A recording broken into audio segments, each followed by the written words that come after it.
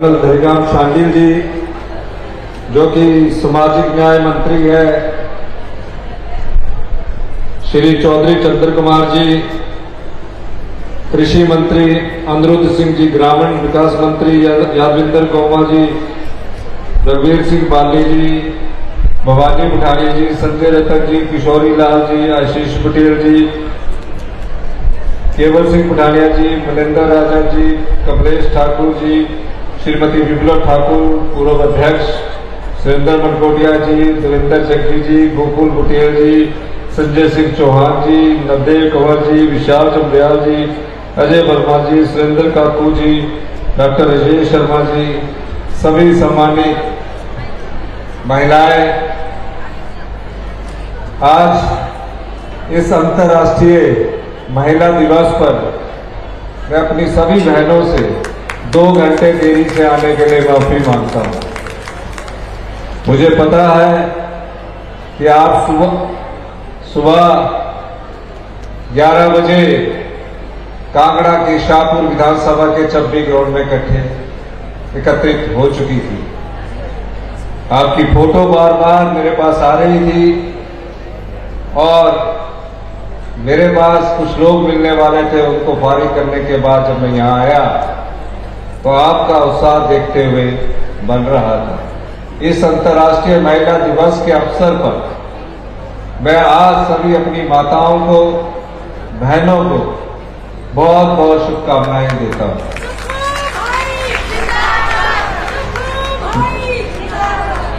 दो वर्ष पहले आपके आशीर्वाद से हिमाचल प्रदेश में कांग्रेस की सरकार बनी।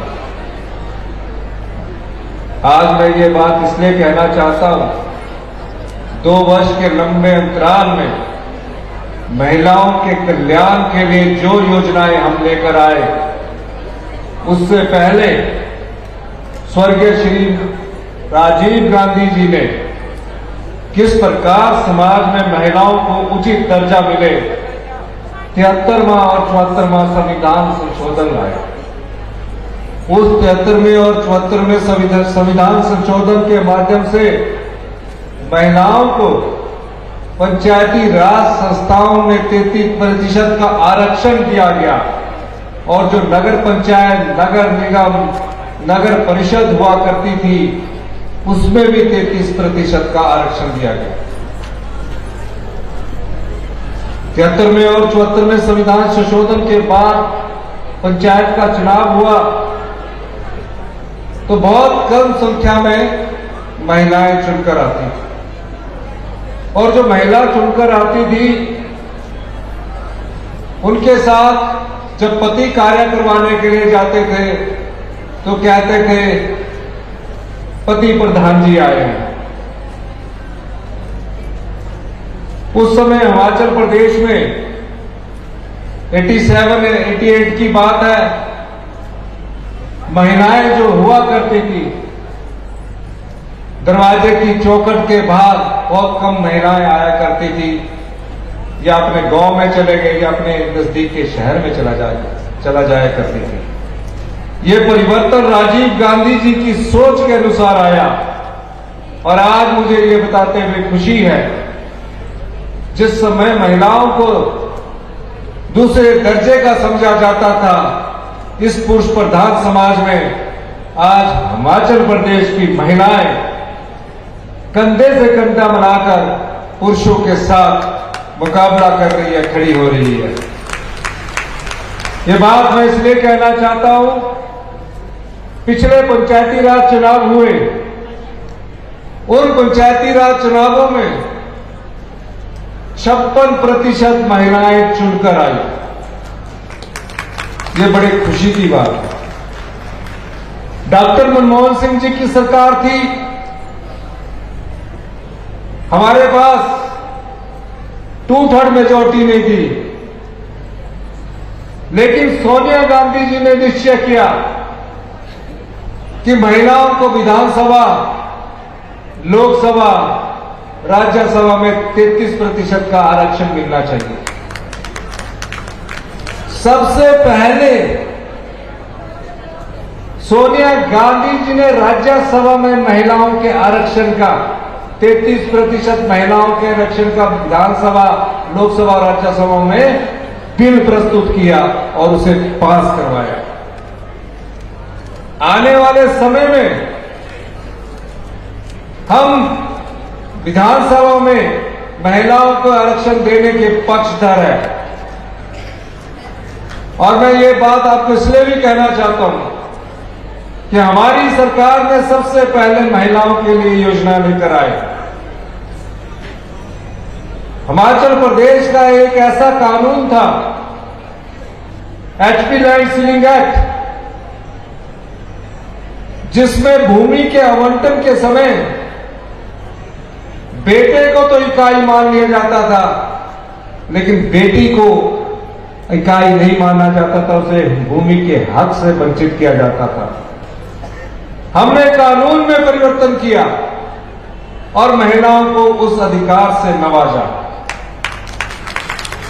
यही नहीं, अभी जो पुलिस की भर्ती हो रही है उसमें महिलाओं को 20% का आरक्षण था। मैंने उसे बढ़ाकर 30% कर दिया।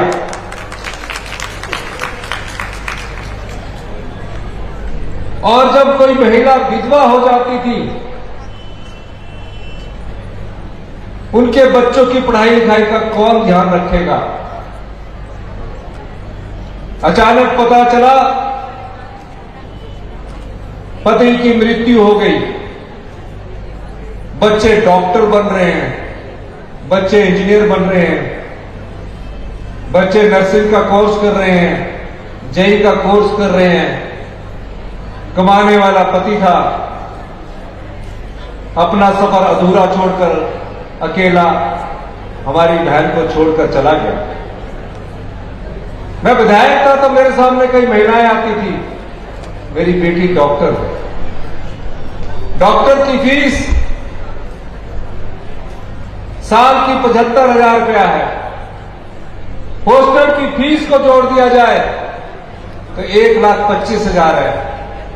अगर एक बेटी डॉक्टर है, दूसरा इंजीनियरिंग कर रहा है, कहती थी मेरे पास साधन नहीं है।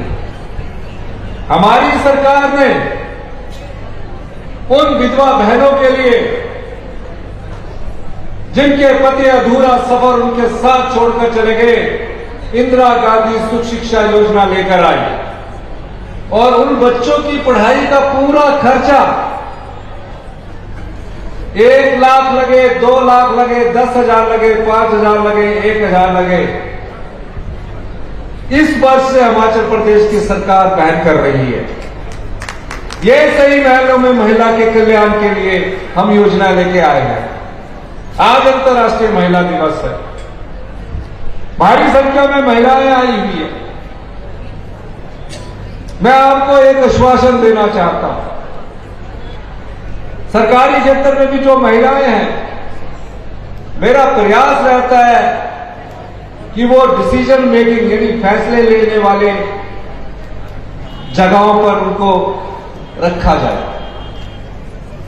मैं हिमाचल प्रदेश की महिलाओं का धन्यवाद करना चाहता हूं। माननीय ग्रामीण विकास मंत्री अनुज सिंह जी बता रहे थे और मैं ये भी बताना चाहता हूं कि हमारे द्वारा जो हिमीरा प्लेटफॉर्म अपनी माताओं बहनों के लिए दिया गया है, उसके माध्यम से जो हम उनका स्वयं सहायता समूह द्वारा जो बनाती है वो चीजें, उसके माध्यम से हमने उसकी बिक्री शुरू की है। उसमें काफी प्रगति हो रही है। महिलाओं के कल्याण के लिए हमारी सरकार कटिबद्ध है। और मैं जब देखता हूं महिला किसी भी क्षेत्र में पीछे नहीं है, उनका हौसला बढ़ाने की जरूरत है, उनको दिशा तय करने की जरूरत है। और महिला शक्ति ही हिमाचल के आत्मनिर्भर की नींव है। आपने देखा होगा मेरे पहले दिन के भाषण से मैंने हमेशा कहा है, हम इस सत्ता में सत्ता सुख के लिए नहीं आए हैं, बड़ी बड़ी गाड़ियों में ऐशो आराम करने के लिए नहीं आए हैं। हम व्यवस्था परिवर्तन के लिए आए हैं। और आज खुशी इस बात की है कि 2 साल के कार्यकाल के द्वारा जो हमने नीतिगत फैसले किए, जो हमने सुधारात्मक कदम उठाए, उससे हिमाचल प्रदेश आत्मनिर्भर की दिशा में आगे बढ़ रहा है। हर चीज में परिवर्तन के लिए समय लगता है। परिवर्तन प्रकृति का नियम है। अगर हम परिवर्तन के साथ नहीं चलेंगे, हम पिछड़ जाएंगे। हम कानून में बदलाव कर रहे हैं और जिन चुनौतियों का सामना हमारी सरकार और हमारे मंत्रिमंडल ने पिछले 2 वर्षों में किया, वो अभूतपूर्व थी। मुख्यमंत्री बनने के बाद जिस प्रदेश के खजाने को लुटा दिया जाए, जिस जनता की संपदा को बांट दिया जाए, लुटा दिया जाए और सिर्फ कुर्सी प्राप्त करने के लिए दोनों हाथ से आम जनता के पैसा को, संपदा को लुटा दिया जाए, आप बताइए उस अर्थव्यवस्था को किस प्रकार मजबूती मिलेगी। भारतीय जनता पार्टी के राष्ट्रीय अध्यक्ष कहते हैं, मैं ऐसा डॉक्टर हूं, आंखें तो ठीक कर सकता हूं पर रोशनी नहीं दे सकता हूं। ये कैसे आंखों के डॉक्टर हैं? कोई मरीज अगर आंखों के डॉक्टर के पास जाता है तो ये समझ कर जाता है कि वो रोशनी देगा। अच्छा तो ये होता, आप राष्ट्रीय अध्यक्ष है, हमारा बड़ा हिमाचल प्रदेश से है, आप पिछली भारतीय जनता पार्टी की पूर्व की जयराम ठाकुर की सरकार थी, उनकी आंखें ठीक करते, उनको रोशनी देके जाते तो आज प्रदेश की संपदा को आप लूटने से बचा सकते थे। आपने प्रदेश की संपदा को लुटाया है। आने वाले समय में हम एक एक पन्ना इस जनता की अदालत में लाएंगे। किस प्रकार गरीब जनता की संपदा को, आम जनता के पैसे को, किसान के अधिकार को, महिलाओं के हक को पिछली भारतीय जनता पार्टी की सरकार ने लुटा कर रख दिया। 1000 के करीब संस्थान खोल दिए। आज हिमाचल की जनता में शिक्षा संस्थान तो खोल दिए जाते हैं, लेकिन टीचर उपलब्ध नहीं होता। क्या किसी तरह मैं चुनाव जीत जाऊं, यहां प्राइमरी स्कूल खोल दो, सीनियर सेकेंडरी स्कूल खोल दो। गुणात्मक शिक्षा में जो बच्चे हम गांव के स्कूलों में पढ़ने भेजते हैं, उन बच्चों की पढ़ाई का अगर पूरे हिंदुस्तान में गुणात्मक शिक्षा का अध्ययन किया जाए तो हमारा प्रदेश 21वें स्थान पर है। 5वीं का बच्चा दूसरी की किताब नहीं पढ़ सकता था। इसका क्या मतलब हुआ कि जो गरीब गांव का परिवार, आम परिवार का बच्चा गांव के स्कूल में जा रहा है, मां तो उसको बड़े खुशी से तैयार कर स्कूल भेज रही है कि मेरा बच्चा पढ़ेगा, मेरा बच्चा पढ़ लिख कर अच्छा इंसान बनेगा। लेकिन हमारी सरकार उसको गुणात्मक शिक्षा नहीं दे पा रही। हम उस गांव के लोगों के साथ भी धोखा कर रहे हैं। यह जयराम की सरकार हमें छोड़कर गई। 2 साल के प्रयास में हमारी सरकार ने यह साबित कर दिया और पूरे हिंदुस्तान में जो उसका सर्वेक्षण 2 साल बाद हुआ, आज हम उस दिशा में पूरे हिंदुस्तान में पहले स्थान पर आए। शिक्षा के क्षेत्र में महत्वपूर्ण बदलाव कर रहे हैं। आप देख रहे हैं जेबीटी का अलग स्कूल है, प्राइमरी स्कूल अलग है, मिडिल अलग है, हाई स्कूल अलग है, सेकेंडरी अलग है। हमने फैसला किया कि प्री नर्सरी से लेकर +2 का एक ही शिक्षक निदेशालय होगा, स्कूल ऑफ एजुकेशन होगा। और इस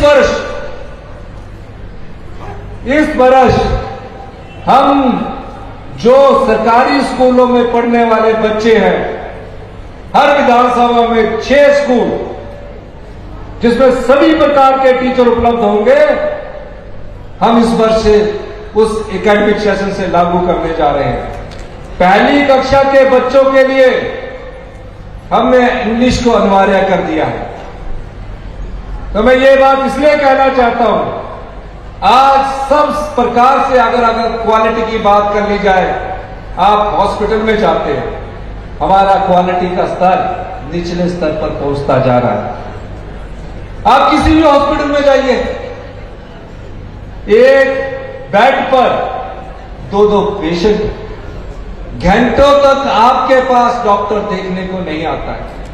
और जब डॉक्टर देखने के लिए आता है, आपको रेफर कर दिया जाता है कि पीजीआई जाओ, प्राइवेट हॉस्पिटल में जाओ या किसी और जगह जाओ। जो बीमार मरीज होता है उस समय यह सोचता है कि किसी तरह मेरी बीमारी ठीक हो जाए, वो पैसे की परवाह नहीं करता। वो पैसे की परवाह नहीं करता, वो अपने इलाज के लिए दूर दराज के गांव में जाता है, दूर दराज के दिल्ली के हॉस्पिटल में जाता है, चंडीगढ़ के हॉस्पिटल में जाता है, जलंधर के हॉस्पिटल में जाता है।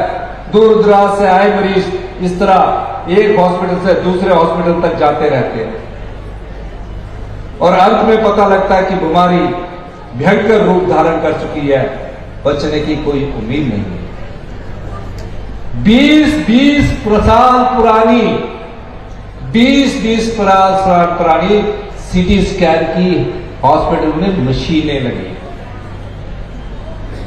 20 साल पुराने में क्या देखोगे, टेक्नोलॉजी चेंज होगी। आईजीएमसी शिमला में जो सीटी स्कैन की मशीन है वो 20 साल पुरानी है। जितने की नई मशीन आ गई उतने की तो रिपेयर में खर्च हो गए पैसे। हमारी सरकार ने फैसला किया, कोई भी गांव का व्यक्ति, आम आदमी, किसान आदमी जो अपनी जेब से ज्यादा पैसे खर्च नहीं कर सकता, लेकिन बीमारी के समय वो कर्जा लेकर भी ठीक होने की कोशिश करता है, कम से कम जो एम्स दिल्ली में मेडिकल टेक्नोलॉजी है उसको उपलब्ध करवाया जाए। और इसके लिए हमने 1800 करोड़ रुपए का प्रावधान किया है। क्यों? आपको यह पता लग जाए कि मुझे प्रथम चरण में कौन सी बीमारी है, आप अपना इलाज खुद कर लेंगे। मैं आप जैसे परिवारों से उठकर मुख्यमंत्री की कुर्सी पर पहुंचा हूं। मेरे परिवार में कोई राजनीति में नहीं था। मैं भी इस गांव के सरकारी स्कूल में पढ़कर आज मुख्यमंत्री की कुर्सी पर पहुंचा हूं। मैं आपका दर्द भी जानता हूं, मैं आपकी पीड़ा को भी जानता हूं। हम रात दिन, हमारी सरकार, हमारे मंत्रिमंडल के सदस्य इस प्रदेश को आत्मनिर्भर बनाने की कोशिश कर रहे हैं। चुनौतियां जितनी भी आए, किसी प्रकार का भी दबाव हो, मुझे चुनौतियों से लड़ना अच्छा लगता है और दबाव मुक्त होने के लिए मुझे दिन रात काम करना अच्छा लगता है। अगर आज मैं इस मंच पर खड़ा होकर अपनी बहनों को संबोधित कर रहा हूं, तो मैं ये पूरे आत्मविश्वास के साथ कह सकता हूं, आपके आशीर्वाद से जो बच्चे आज गांव के स्कूल में पढ़ रहे हैं, जिन्हें हम सिर्फ पढ़ा रहे हैं, गुणात्मक शिक्षा नहीं दे रहे, आने वाले कुछ वर्षों में इन स्कूलों में हमारे गांव के लोग और शहर के लोग बोलेंगे कि हम इन स्कूलों में पढ़ना चाहते हैं। हम Rajiv Gandhi day boarding school बनाने जा रहे हैं, जहां बच्चा पढ़ेगा भी। ये स्कूल प्री नर्सरी से लेकर +2 तक होंगे। 10 स्कूलों में कार्य शुरू हो चुका है। इस साल 3 स्कूल हमारे इस साल नवंबर में जो अस्तित्व में आ जाएंगे और अगले एकेडमिक सेशन से वहां क्लासेस शुरू हो जाएंगे। हम स्वच्छता क्षेत्र में परिवर्तन करने जा रहे हैं।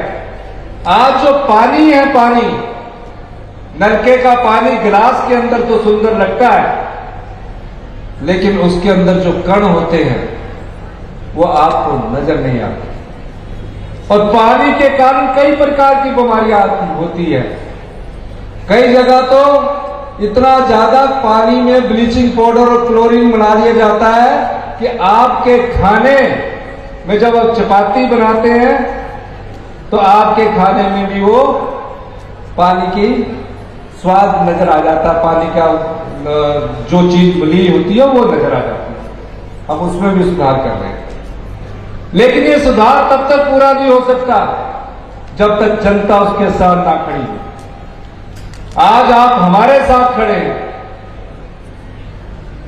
जिस भारतीय जनता पार्टी की सरकार ने 1 वर्ष पूर्ण होने के बाद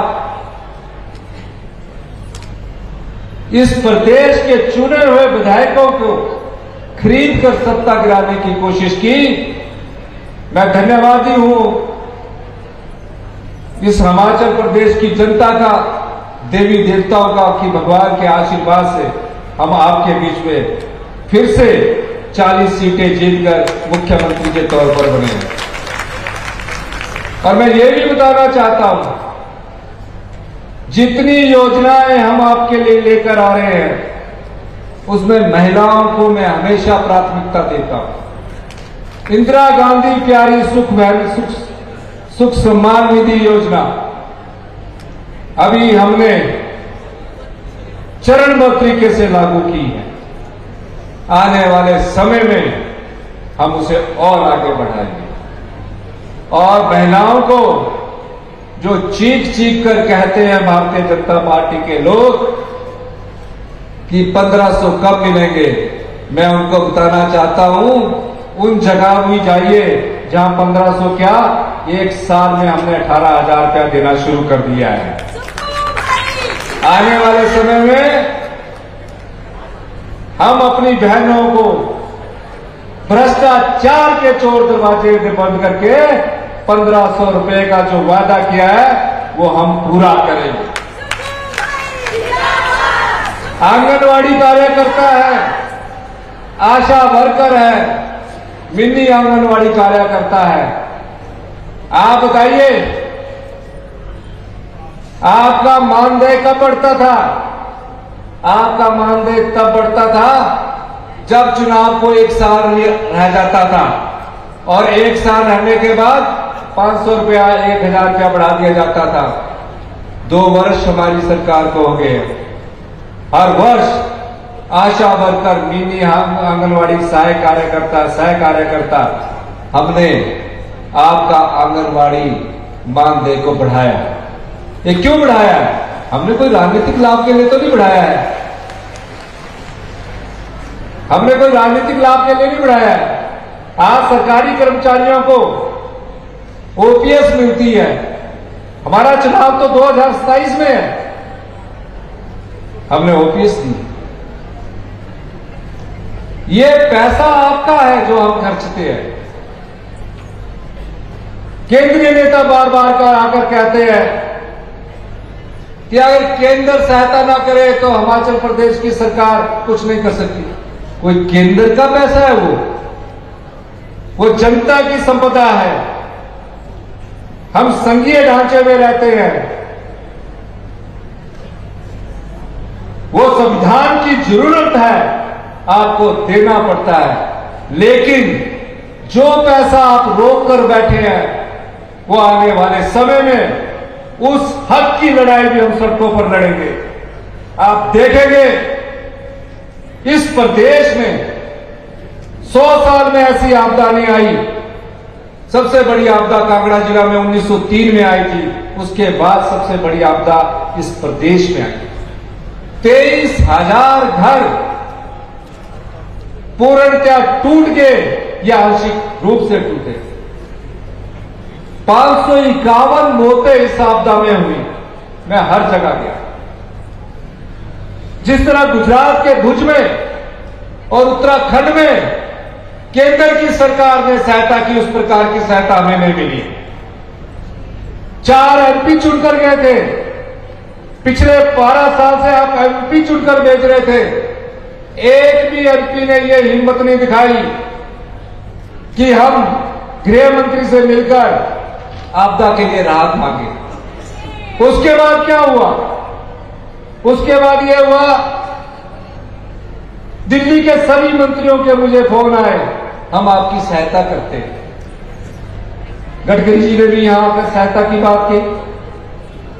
उनसे जो होता था उन्होंने कुछ किया होगा सड़कों के लिए। उसके बाद केंद्र की टीम आई, हमने भी टीम भेजी, केंद्र की टीम आई, हमारे अधिकारियों के साथ मिलकर पूरे हिमाचल प्रदेश में गई। कहा बहुत भयंकर नुकसान हुआ है, ऐसी आपदा हमने कभी देखी नहीं, और 10,000 करोड़ रुपए का नुकसान का अनुमान लगाकर हमें कहा कि हम आपको उसका पैसा देते हैं। 10,000 करोड़ रुपए हमने नहीं तय किया, जिसे पीडीए ने बोलते हैं, पोस्ट डिजास्टर नीड असेसमेंट, केंद्र की सरकार ने तय किया। 1 साल हो गया, आपदा भी चली गई, लेकिन आज तक हमें पैसा नहीं मिला। जो एनपीएस कर्मचारी को हमने ओपीएस में लाया, जब वो एनपीएस कर्मचारी थे तो अपना ईपीएफ के रूप में वो 10% देते थे, 14% सरकार अंशदान के रूप में देती थी। जब हमने उन्हें ओपीएस में ला दिया, जो उनका अंशदान 9200 करोड़ रुपया, जिसमें सरकार का 4,500 करोड़ रुपए का अंशदान है, उसको रोककर बैठे। यही नहीं, ओपीएस लागू करने के बाद केंद्र की सरकार हर राज्य के लिए जो लोन लेने की लिमिट है उसको तय करती है कि हर साल इनको 6,000, 7,000 हर प्रदेश के राज्य की तय करती है। उसमें 1,600 करोड़ रुपए का कट लगा दिया। और जो जीएसटी कंपनसेशन सेस आता था 3,200 करोड़, वो भी बंद हो गया। तो क्या हिमाचल प्रदेश अपने पांव पर नहीं खड़ा है? खड़ा है। हम आज अपने पांव पर इसलिए खड़े हैं, जो भ्रष्टाचार के चोर दरवाजों से आपके लोगों ने इस संपदा को बहा है, मैंने उन चोर दरवाजों को बंद करके 2,600 करोड़ रुपए का राजस्व आम जनता के हित के लिए रखा है। अभी और फैसले करेंगे। मैं देख रहा था, बड़ी अजीब बात है, पूर्व मुख्यमंत्री जयराम ठाकुर जी कह रहे थे 5 साल कुंभकर्ण की नींद सोए रहे। एक एक्ट होता है पिट एनडीपीएस, उसमें जस्टिस लगना होता है। नशाखोरी के बारे में बड़े बड़े बयान दे रहे हैं। आपके समय से नशाखोरी बढ़ी, हमारे समय में हमारी सरकार के स्ट्रिक्ट एक्शन के बाद नशाखोरी के मामलों में 30% की कमी आई है। ये हमारी सरकार की कर्तव्य निष्ठा है। वो एक्ट ही नहीं बना पाए। आज पूरे प्रदेश की जेलों में जो नशा सप्लाई करने वाले जेलों में बंद आए, और जो सरकारी कर्मचारी इस नशे के धंधे में सम्मिलित है, हमारी सरकार आने वाले समय में उनके खिलाफ सख्त कदम उठाएगी। ये मैं आश्वासन देना चाहता हूं। 30% की कमी हमारे समय में आई है। अब जिन्होंने नशाखोरी के माध्यम से, नशे के धंधे से पैसा कमाया है, बहुत धनवान बन गए हैं, हमारी सरकार उन सब लोगों को भी जेल की सलाखों के पीछे भेजेगी और उनकी संपत्ति को सरकारी संपत्ति घोषित किया जाएगा। ये मैं इसलिए कहना चाह रहा हूं कि जो भारतीय जनता पार्टी के लोग हर बार इस प्रकार का बयान देते हैं, तथ्यों पर बात करनी चाहिए, बार बार झूठ बोलते हैं, बार बार हर बात को झूठ के माध्यम से साबित करने की कोशिश करते हैं और कहते हैं कि अगर 100 झूठ बोला जाएगा तो एक सच हो जाएगा। मैं आपको कहना चाहता हूं कि झूठ बार बार सच से टकराता है। झूठ किसी ना किसी रूप में सच का सामना करता है। बार बार झूठ टकराने के बाद सच कभी हारता नहीं, हमेशा जीत सच की होती है।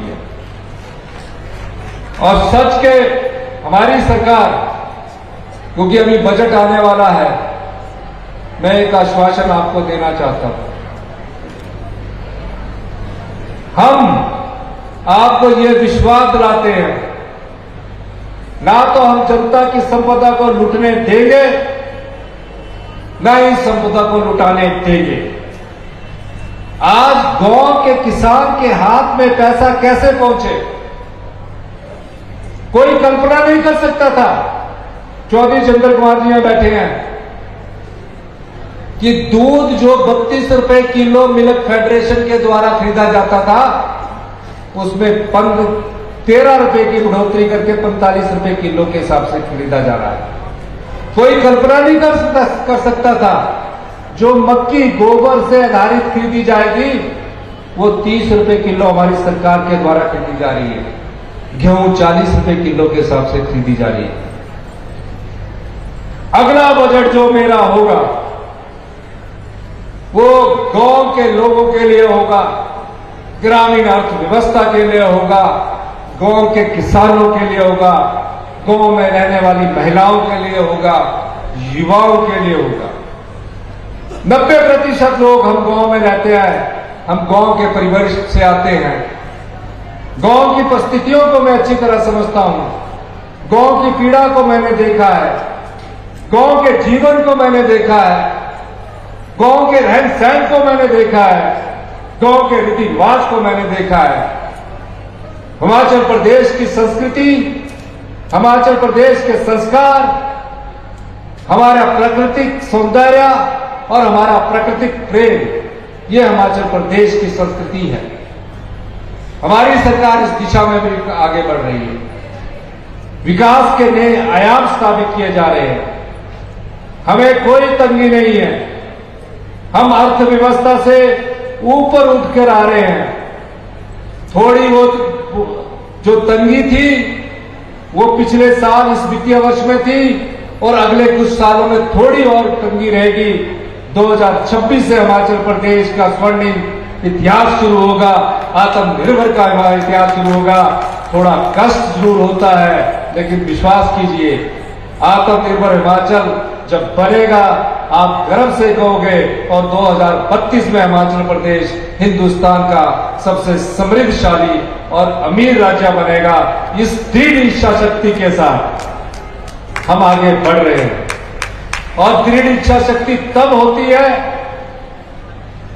जो सबसे ऊंचे पद पर बैठा होता है, जब वो कानूनों में परिवर्तन करता है, जब वो आय के स्रोत देखता है, जब वो भ्रष्टाचार के चोर दरवाजे बंद करता है, तो ये आशा जगती है कि नहीं, हिमाचल प्रदेश 2027 में जहां आत्मनिर्भर हिमाचल प्रदेश बनेगा, 2032 में हिंदुस्तान का सबसे समृद्धशाली और अमीर राज्य होगा। आप गर्व से कहोगे कि आपकी जेब में पैसा होगा कि हम हिंदुस्तान के सबसे अमीर राज्य से आते हैं। ये परिकल्पना हमारी सरकार की है और इस दिशा में हम आगे बढ़ रहे हैं। मैं आज शाहपुर के इस ग्राउंड से, क्योंकि शाहपुर विधानसभा क्षेत्र का में ये हो रहा है, जो सबसेट कोर्ट खुलवाने में मैं हाई कोर्ट वालों से बात करूंगा और उसमें जो मदद हो सकती होगी उसको हमारी सरकार करेगी। शाहपुर में आने वाले समय में डीएसपी ऑफिस को खोल दिया जाएगा। जीएसएस रैल को, जो गवर्नमेंट सीनियर सेकेंडरी से रैड है, Rajiv Gandhi day boarding school में इस वर्ष से कार्य आरंभ कर दिया जाएगा। गुरु रविदास भवन शाहपुर के निर्माण के लिए 25 लाख रुपए स्वीकृत किया गया है। द्रोणी में जल शक्ति विभाग का सेक्शन जेई ऑफिस खोल दिया जाएगा। रीड कुमार में, क्योंकि ग्रामीण अर्थव्यवस्था के लिए जो लोग पशुपालक है, गाय पाल रखी है, गाय पाली रखी है, उनके लिए भी हम बल्क मिल्क कूलर स्थापित करेंगे। पीएससी रीड कुमार को अपग्रेड कर दिया जाएगा। क्रेडी में नया पीएससी खोलना, यह अगली बार क्रेडी में जाके घोषित किया जाएगा। सिविल हॉस्पिटल शाहपुर में ऑक्सीजन प्लांट स्थापित करना, सिविल हॉस्पिटल शाहपुर में पीपी पीपीपी मेड मोड पर डायलिसिस उपचार सेवा उपलब्ध करवाना, शाहपुर में अल्ट्रासाउंड की पुरानी मशीन है उसमें नया उपलब्ध करवाना, लंच की बिल्डिंग के लिए धनराशि प्रयोग करवाना, 3 crore 15 lakh civil hospital Shahpur dental के पद एनएचएम के अंतर्गत स्वीकृत कराना, dental hygienist government degree college लंच में बीसीए कोर्सेज और बीवॉक कोर्सेज कहा था इन्होंने आगामी सत्र में लंच में बीसीए कोर्सेज और गवर्नमेंट कॉलेज शाहपुर में बीवॉक और पीजीडीसीए कोर्सेज शुरू कर दिए जाएंगे। गवर्नमेंट डिग्री कॉलेज शाहपुर में लंच तथा आईटीबी शाहपुर का नामकरण प्रधानमंत्री पूर्व प्रधानमंत्री जिन्होंने महिलाओं को आरक्षण दिया था स्वर्गीय श्री राजीव गांधी के नाम पर करने की घोषणा करता हूं। गवर्नमेंट हाई स्कूल बनाला का नामकरण शहीद पवन कुमार के नाम पर करने की घोषणा करता हूं। पक्का टियाला से चौड़ी सड़क का निर्माण बदलकर शहीद मिलाप सिंह जम्बाल के नाम की घोषणा करता हूं, क्योंकि शाहपुर विधानसभा से भी काफी महिलाएं आई है और पूरे हिमाचल प्रदेश की महिलाओं को से मैं एक बार फिर से आपसे मैं अनुरोध करना चाहता हूं, हमारी अर्थव्यवस्था की असली ताकत आप है और जो हमारा बजट आएगा, बजट एक सीक्रेट डॉक्यूमेंट होता है, उसमें महिलाओं का इस अंतर्राष्ट्रीय महिला दिवस पर मैं कहना चाहता हूं कोई खास ख्याल रखा जाएगा। आपने मेरी बात सुनी, आपका बहुत बहुत धन्यवाद। जय हिंद, जय माता।